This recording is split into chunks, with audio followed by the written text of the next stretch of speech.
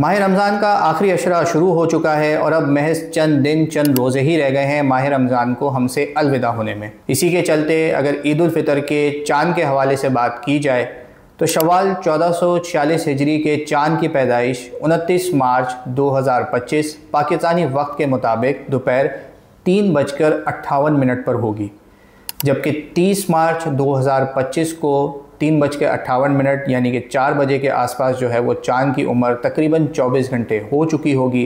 किसी भी चाँद को इंसानी आँख से आसानी देखने के लिए उसकी उम्र 19 घंटे या इससे ज़ायद होनी चाहिए। साथ ही साथ चाँद की जो विजिबिलिटी का टाइम रहेगा वो उफ़क़ पर तकरीबन 60 से 65 मिनट के करीब तक रहेगा, जबकि इसका इल्यूमिनेशन फैक्टर भी जो है वो अराउंड 2% रहेगा।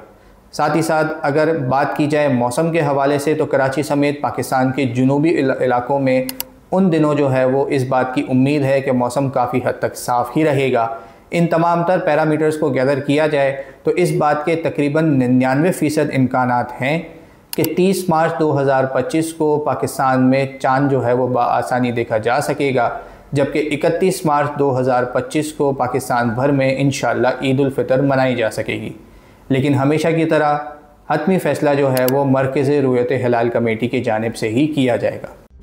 मज़ीद न्यूज़ अपडेट्स और डिजिटल स्टोरीज के लिए सब्सक्राइब करें डॉन न्यूज़ पाकिस्तान।